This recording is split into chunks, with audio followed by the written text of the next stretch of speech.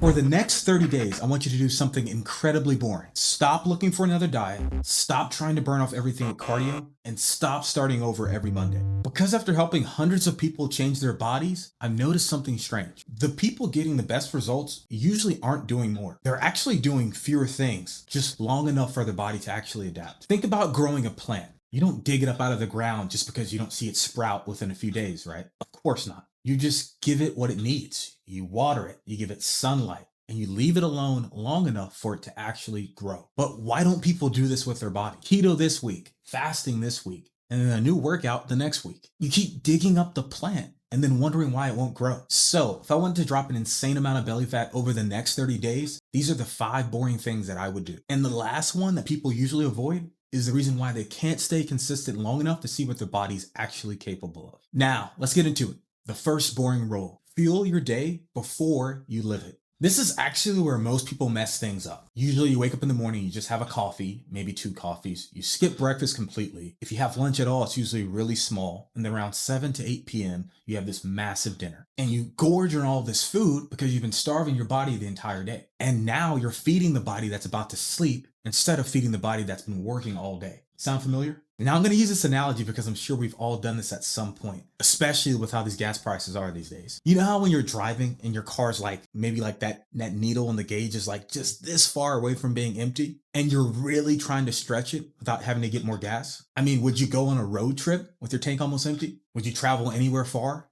Would you keep the car on for a long period of time? Of course not. You would do your best, unless you're crazy, to conserve that last little bit of gas if you were out on the road. Because the last thing you would want is to be stuck on the side of the road just because you didn't put enough gas in the car. In hearing that analogy, I'm sure you're probably thinking, yeah, it makes sense that you would conserve whatever little gas you had until you had an opportunity to get more. And yet, this is how most people eat. They give their body the least amount of the fuel when it's doing the most, and then the most fuel when they're about to do the least, and wonder why your body is conserving all this energy and you can't lose belly fat. This actually kind of reminds me of one of my clients. He had called his mom right after starting my program. First of all, my name's Omega. And she thought, like, because my name's Omega, that he was taking some kind of supplement, not knowing that I was just a coach. But she could not believe that food, exercise, and a few adjustments could produce results that fast. The story always makes me laugh. I mean, because literally, I guess my name does sound like a supplement. But it just makes me think about how backwards we got this entire thing. We've been conditioned to think that with health and fitness, if it's effective, it must be really extreme. A pill or a fast, a detox, or some weird diet. When oftentimes your body just needs fuel at the right times when you're actually using it. Most people don't need a more aggressive diet.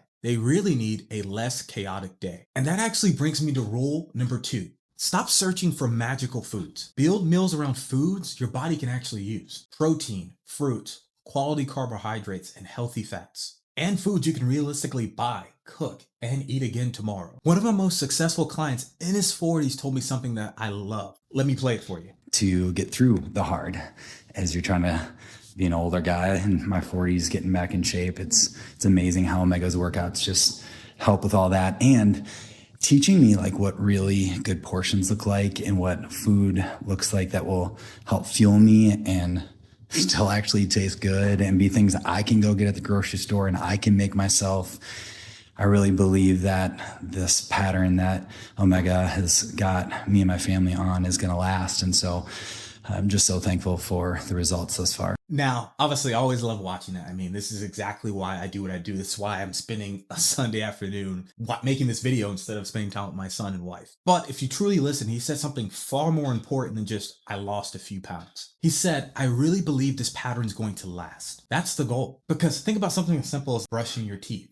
You don't wake up every Monday and go, I need this revolutionary new way to brush my teeth, right? You just do the boring thing that works every single day. Fat loss doesn't need to feel like some new scientific experiment every Monday either. Because a perfect diet you survive on for 21 days is not nearly as good as a system that you can repeat for 3 years. Consistency makes boring powerful. The plan you can consistently follow will always beat the perfect plan you constantly quit. But as great and as important nutrition is, it is not nearly as effective without paying attention to this next rule. Rule number 3, lift weights in a way that causes your body to adapt. Here's the difference between cardio and weight training. Cardio asks, how much can I burn today? Weight training asks, what kind of body am I building for tomorrow? 2 completely different questions. Most of the people I work with run a business or own some type of practice. So let's think about this as if we're trying to build a business. In business, you can spend less money every single day and cut costs, or you can build an asset that increases your capacity. Muscle is that asset. You're not just trying to burn energy during one workout. You're building tissue that helps your body determine what it can do with the food and energy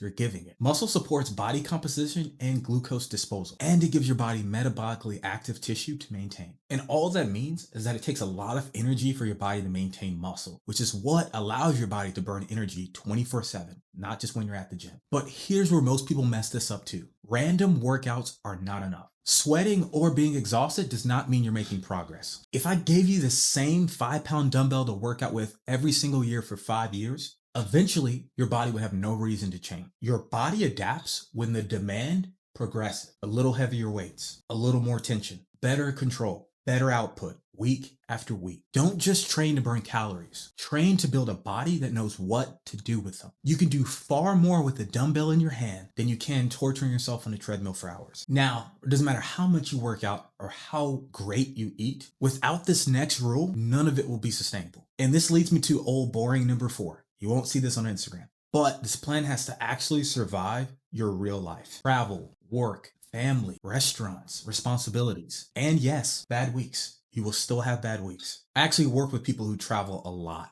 And one of my clients had opened up a travel guide that I had made for them the week prior. And when he opened it, he messaged me because he realized I hadn't just sent him some generic list of airport foods. It was built around his actual travel schedule, where he goes, what he normally has access to, and what he could realistically order. Now, why does that matter? Because your fitness plan should be like a good GPS. When we get in our car and we miss a turn, GPS doesn't go, well, you screwed that up, cancels the whole trip, right? No, obviously not.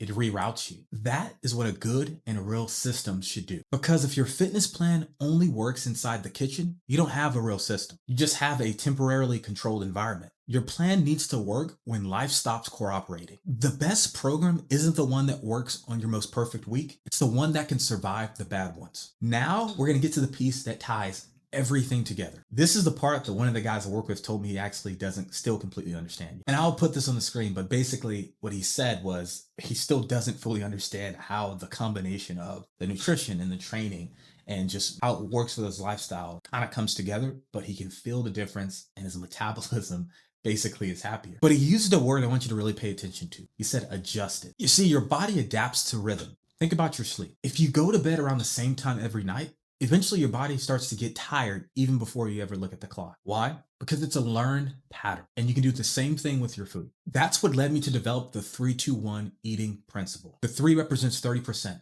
That's 30% of your daily caloric intake at breakfast and at lunch. The 2 represents the 20.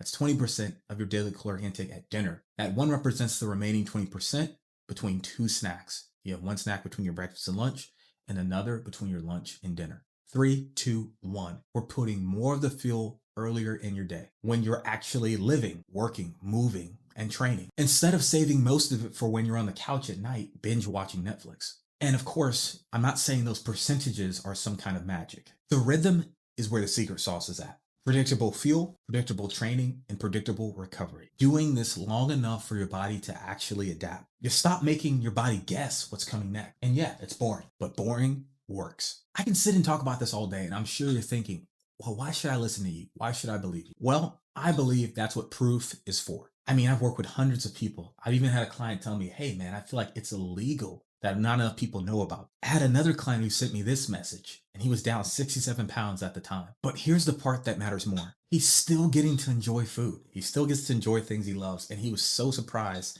and was so just in shock that he agonized over having to lose weight for so long. And I love the part about now it's just happening automatically. That's powerful. But really, read between the lines. He didn't suddenly just become more disciplined. He stopped needing discipline for every single decision. That's what a system does. It's like cruise control. You still have your hands on the wheel. You're still driving the car, but you're not having to press the gas, let off, every 5 seconds. A good system removes unnecessary decisions. Another client of mine had spent decades trying to lose weight and has tried so many programs and started to believe that his love for food meant he could never lose weight. Then he learned that he could love food, eat enough, train hard, and still see progress. And his question afterward, how do more people not know about this? And it's a simple answer, really. You see, simple doesn't sell as easily as extreme. Eat predictably, lift weights, sleep, walk, and repeat doesn't sound revolutionary. But your body doesn't care whether your strategy is exciting. It cares whether you're able and will repeat it. So here's what I want you to try for the next 30 days. Don't chase another diet.